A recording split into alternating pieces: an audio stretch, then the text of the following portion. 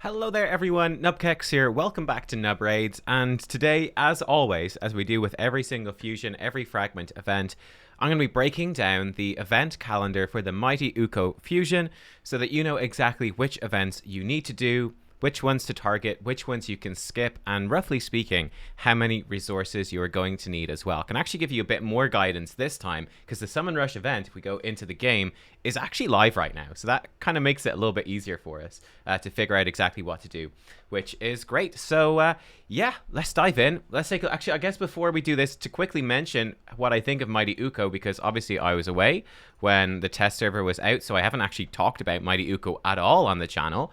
My thoughts on Mighty UKKO, well, I think I might have mentioned briefly, but I think Mighty UKKO is incredibly good. We see the base stats, very solid base stats. The attack is a little bit high and the defense is a bit low. But other than that, we've got great base speed and all the rest. We have a nice speed aura, 20% in all battles. It's not the best all battle speed aura, but it's pretty damn solid. A1 is extremely good. AoE attack, which has a 75% chance when booked of putting decreased attack for 2 turns. That is incredibly strong. Then we have the A2, is a 4-turn cooldown. Doesn't book down to 3 turns, it's just always 4. But it's a double attacker. Each hit has a 100% chance when booked. Chance to remove 2 random buffs from the target. So for a potential of 4 buff strips off in total, which in 99% of content is going to be enough to strip everything. Going to be highly unusual that enemies are going to have more than that. Maybe in arena, but that's about it. But the passive will help with that too, you'll see. Also puts out block buffs and 50% decreased accuracy for 2 turns on targets that have no buffs after the attack. Incredible move. This is so strong for Hydra especially. It's going to help you deal with like Head of Wrath buffing himself up. It's going to help you deal with like the reflect damage buffs that go up. The ally protections, just strip those off, and then putting out block buffs, decrease accuracy. These are the 2 of the best debuffs for the Hydra. They are so helpful, especially because probably a lot of folks are going to be building up some higher resistance champs now, which you should be doing for Hydra, to deal with Iron Twins as well, and decrease accuracy really combos well with that. Then we have an AoE revive on a 4-turn cooldown when booked that also puts block damage on your allies. It also gives increased speed to everyone, and you can use this even if there's no dead allies. Again, this is a really good move. AoE revives are extremely rare, extremely powerful, just in general. And then we've got an amazing passive as well. 50% chance of stealing a random buff from an enemy each time they receive a buff. Any stolen buffs become protected. I think that the, people have, I haven't actually seen any videos. I must check them out. I think people were saying there are some restrictions to this and exactly how it works, but nonetheless, this is still a really strong passive. This is really going to help you out basically everywhere in the game. But yeah, Mighty UKKO, I think, is obviously a hard carry for Skinwalker's Faction Wars. Really no surprise there. Very good for Doom Tower waves. Very good for Hydra. Gonna actually be really solid for a lot of players in the arena as well. Just a fantastic champion. Really strong champion. Just across the board. So yeah, Mighty UKKO is fantastic. No 2 ways about it. Mighty UKKO absolutely wrecks face. So let's dive in. Let's look at what we have to do here. First of all, we have 55 fragments from tournaments, 60 from events, 40 from leaderboards. So as I always say, let me grab a nice red thing. For most players, we're really aiming this at free-to-play players here. Forget about the tournament leaderboards for the most part. If you're free-to-play, if you're early game, this is just so difficult to win. It's not something you can rely on at all. And what that means is that realistically, this is pretty standard at this point. We have 115 fragments that we have available for us to get. If we do everything, there's 115 available. In other words, we can safely skip 15 fragments and get away with it. So let's dive in. Let's take a look at this. Let's actually go to the most difficult thing first. The most difficult thing, which is going to be Summon Rush, okay, and Champion Chase. Champion Chase. These are going to be the 2 most difficult things. Let me move that down slightly so we don't get in the way of the fragments. So Summon Rush is on right now in game, so you can see these are the values. You obviously get Summon Rush points for pulling specific types of shards. Doesn't matter what pops out, it's just the quality of the shard. And you can see that the first set of fragments are here for 2,150, and then the second set are here for 3,500. This is a strong recommendation for me, but it's very difficult, especially if you're early game. But if you are able to get all the way to these 15 fragments, that is very hard. It's very hard, but this is something that is well worth considering if you can do it. because it's going to take a lot of pressure off of you to do this, right? It's going to take a lot of pressure off because you can then skip all of Champion Chase. This is probably what I'm going to do. But again, this is more of an end game thing where you actually have enough Sacreds and Voids or even Mystery Shards to be able to do it. It can be really tricky if you can't. The downside is, of course, that there's 20 fragments in this Summon Rush and we can skip 15. There's a problem there, right? There's a problem. You need to get 5 from this. And to get that 5, you have to go all the way up to 2,150 points. So you're going a lot of the way up there. You're going a lot of the way up there anyway to get this. It might be worth considering. It's up to you, of course, and your situation over the weekend, how much time you have to spend. Like, if you got 1,500 mystery shards, you could just pull those extra 1,500 mysteries to get there. It's miserable. I've done this before. It's absolutely miserable. You are going to get, like, carpal tunnel from all the clicking and tapping. It's awful, but it might be the easiest way to do this. Ironically, it's very stressful. It might be the most stress-free way. Something for you to consider anyway. You do get a chicken and Immortal Soulstone along the way, 5-star chicken, so not too bad if you go all the way up. Yeah, it's very tricky otherwise. If you can't get these points for Summon Rush, you're going to have to go elsewhere. The thing also to... Yeah, the other thing to note about this, which is very important as well, is that Champion Chase is going to be 2x Sacreds. It's hard to write. This is going to be 2x Sacreds, guys. That is a pretty big deal as well. All right? Because, of course, the easiest way to do Summon Rush is with Sacred Shards. They give you really good bang for your buck. Void Shards or Mystery Shards are good as well. Ancient Shards give you very poor returns here. You're better off using those for Champion Chase things. But yeah, that is, again, this is something to consider as well. If you're going to be pulling Sacreds for this, you're going to need... that's why I recommend just going all the way and getting this done with 7 Sacred Shards, where, you know, pull 6 and then 500 mysteries, or pull 5 and 1,000 mysteries, whatever it is that you need to do.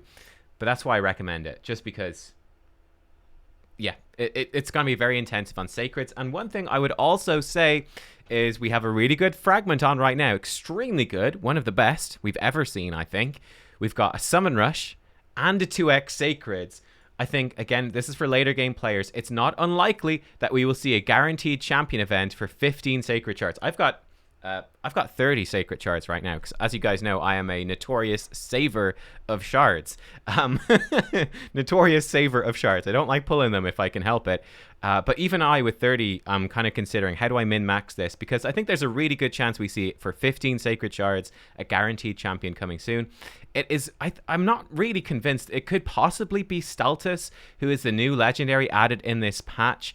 He is a potential one, but I'm not really too convinced about it. I kind of feel like they might just go back and do an older champion, you know, an older, very random champion that maybe could be helpful for Iron Twins. I'm not sure. Like, they could totally just come in and do something a bit out of left field, like give you something like a Martyr or something like that, you know, who's going to be giving you decreased attack and like increased defense counterattack. That would be insanely good.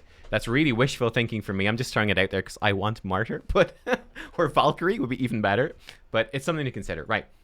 So that's what's going on here. I do think that these shard events are hard. I think whenever you have a Summon Rush and a 2x Sacred event in a Fusion or a Fragment, that is the hardest possible arrangement of events. It's much easier if it's like a 2x Ancient Shards. That's significantly easier because you can use your Voids and Sacreds to do Summon Rush, and then you've got your Ancients for this. And of course, with Champion Chase, bear in mind as well, you can use Fragments to make it up, right? You can use your Fragment summons. Like, I've got several epics here. Yeah, actually, I've got 3 epics and I've got 1 legendary. I could use these to do Champion Chase, to help with Champion Chase if I wanted, because Champion Chase, it depends on the quality of champions that you get.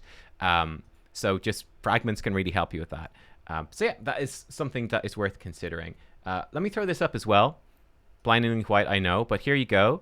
I said I'd do a little summary here. I've done a whole video on this before. If you want to check out that video, what you need for a Fusion or Fragment, this will help you. But for Summon Rush, as you can see, I think it's approximately well, it's not approximately, it is 4 Sacreds plus some mysteries, or 7 Sacreds exactly, or again, you can mix these up, but these are the approximate amounts of Sacred Shards you would need to do the Summon Rush. And then for Champion Chase, it's probably going to be approximately 1,150 points for maybe 5 fragments, and then probably 2,500 points for the following 10 fragments to get all Champion Chase. These are approximate values. This could be wrong. you know, like usually in Summon Rush, for example, this is more usually 1750. It's a bit higher this time around. So these are not set in stone. This could be, well, I mean, Summon Rush this time is because we can see it, but Champion Chase isn't. It's going to take you approximately 8 Sacred Shards to get 2,500 points, approximately. If you think about it, a Sacred Shard is usually going to give you 250 points. It's usually going to give you 250 points. In fact, I should probably say approximately 9, just to be on the safe side. Let's play it to the safe side here. So you'll get, with 9 Sacred Shards, you'd expect 8 Epics and 1 Legendary, which would get you, I think, about 2,750 points. So you go slightly over. You could do it with less Sacreds and some other stuff. If you get lucky and you do get a Legendary, you could do more. Let's go with 8. Let's say 8 approximately. It's going to be fine, but that's roughly what you need for Champion Chase. This is it's a significant amount of Sacred Shards, right? If you do the minimum here in Summon Rush and you do the 2x using shards, it's going to cost you 12 Sacreds. It's quite a lot. Right. Let's dive into this. Sorry. This is a long one.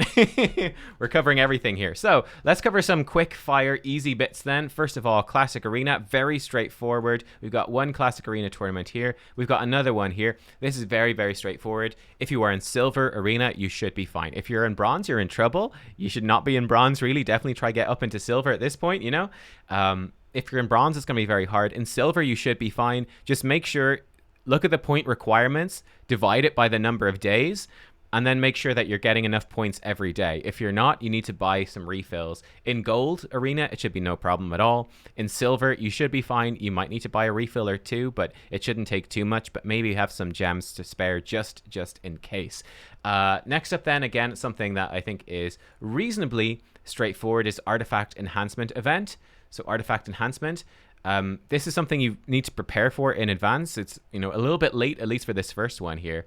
But basically, you need to save all of your silver for these artifact enhancement events. It's basically what it is. You only upgrade gear during artifact enhancements, during fusions or fragment events when you're a new player, and that will make it pretty straightforward. Or you can leave your gear at like level 15, at rank 15, and then knock it up to 16. That's a sneaky strategy. So you get good value out of your gear while you're waiting, but then you get the points for actually upgrading it. Again, these are pretty straightforward. You will have silver from the Ice Golem tournament, and you'll get some from Fire Knight tournament as well to help you with this. So this artifact enhancement one, you are going to get quite a good influx of silver right here, so it shouldn't be too bad. And same thing, we've got Spider overlapping this one, so it shouldn't be too bad, but just be careful of that. If we look at those dungeons then, let's take a look at the dungeons. So first of all, we've got Ice Golem, which is starting now. Then we've got Fire Knight, Spider, and then finally Dragon. Yeah, again, these are reasonably straightforward. One of the big things you definitely want to do is try to overlap them with Dungeon Divers. We're going to have super raids up for these as well, so it's going to be fairly quick to burn through it. Again, for the dungeons, you want to be doing, if I bring up the blindingly white notepad, farming stage 11, 16, or 20 are the most efficient, and obviously 24, 25 are fine as well. Not as efficient, but they give you better gear. Like, I'll probably just farm stage 25 myself, but if you can even just do stage 11, for Spider, you could do stage 10. Spider, stage 10 works, but only for Spider because it's bugged. So yeah, that's something that you can do. Spider's pretty tricky, so you might need to do that. But yeah, you just need to do them, overlap them with Dungeon Diver. So for example, Ice Golem, it's the only thing that's using energy right now. So when Ice Golem tournament and the Dungeon Divers event are both live, just burn through it, get it done. Again, space it out over these days. There's nothing else taking your energy, so just do it slow and steady with your natural energy. Spend some gems if you need to. It's going to be pretty damn quick to farm it up if you need to with gems, because it's super raids. It should be fast enough.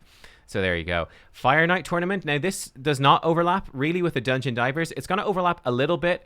We're going to have about a day's overlap with the end of this Dungeon Divers, and that might be worth actually looking at, right? So if we draw a line up here, that might be worth doing. So do a little bit of Fire Knight here, get it a bit started, but perhaps focus more on champion training at this point, right? Champion training is going to be starting here. Focus more on champion training at this point, and then be going into your Fire Knight at this point to overlap with the start of Dungeon Divers. It's going to depend on, of course, on when you're available to play. I say don't be too risky about these things. Try to play it safe if you can. The last thing you want to do is to leave everything for like Thursday when Dungeon Divers start, and then you get distracted, you know, by Granny fell down the stairs or something, and you got to go, and you miss it. So, you know, be careful. This other Dungeon Divers, again, it will also overlap a bit with Spiders, so bear that in mind. Spiders and this Dungeon Divers will overlap, so again, big grind on spiders to get through that. I would recommend definitely still overlapping Fire Knight still, because with Spider, as you can see, there's no energy requirement here for Spider other than doing Spider, so you can sort of slow grind a bit through the Spider tournament. Just use it to finish off Dungeon Divers. And yeah, then finally we're going to end, if I grab this color again, got a Champion Training Tournament at the end, overlapping with Dragon, and these are overlapping with Dungeon Divers as well. So definitely get a good start in the Champion Training Tournament, switch over to Dragon to blitz through the Dungeon Divers. Make sure to finish Champion Training first, it ends first. You've got a day or so at the end to finish off Dragon. So yeah, I mean, farming campaign for this first day of Dungeon Divers is going to be pretty good, right? To farm campaign here, so you're going to get at least some Dungeon Diver points. But that's basically how it looks. I think that there's a couple of tricky areas here. I think there are a couple of tricky areas. So I think that this point right here is quite tricky, where you're going to have Fire Knight overlapping with Champion Training.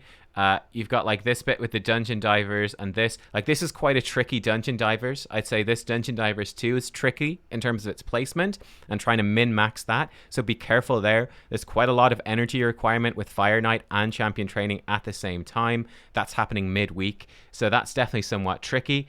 Yeah, I think the Spider tournament is not too bad. And then I do think that this bit right here is quite tricky as well, where you've got Champ Training and Dragon again overlapping, but at least it's fairly straightforward. You're going to have to probably spend some gems here, refresh your energy to get through both of these, but it should mean that Dungeon Divers 3 is going to be hopefully fairly easy because it's overlapping everything quite nicely there. So that's sort of my recommendations.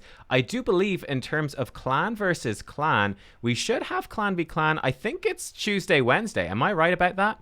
Am I right about that? Yeah, I think so. I think it is here. So I think CVC is here. CVC.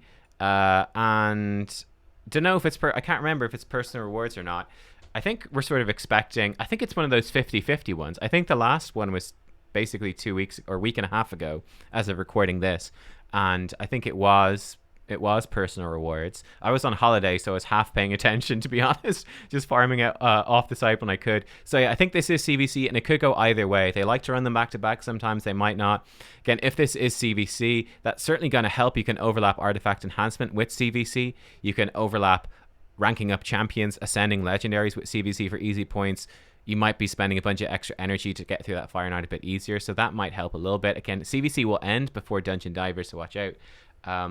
But yeah, that's how it looks. So on the whole, I do think this is actually relatively difficult. When we look at this overall, I think this is going to be a pretty challenging one. I think that the shard requirements are looking pretty intensive. They're looking pretty intensive, you know? Like, if you're not able to do Summon Rush, you're going to be short 5 shards. Like, where do you make it up? That's very hard. Trying to win a tournament is very, very hard. It's something you could try, but I think it's going to be a real challenge. So that's one to watch out for. The layout of the event is a little tricky, let's say. It's a little bit tricky. But yeah, it's just the worst setup of shards. And I think because Mighty UKKO is so strong, they could set their requirements reasonably high. So yeah, just be really careful, guys. But yeah, there you go. That's how it looks. Let me know what your plans are. Again, my plan, because I'm able to, is to just do the Summon Rush and then skip Champion Chase and save up my Sacreds for a guaranteed Sacred event. That's like a late game thing. It's really up to you what you're going to do. I imagine there's going to be a lot of comments saying, uh-oh, I'm going to have to pull a whole bunch of mystery shards. The mystery shards are, we're doing a mystery shard grind this weekend to try to at least get 5 fragments of UKKO right here with as minimal big shard investment as possible, so we can save those for better events. Yeah, we'll see. We'll see. Guys, thank you for watching. I hope that you enjoyed. And yeah, I will see you next time. Bye-bye.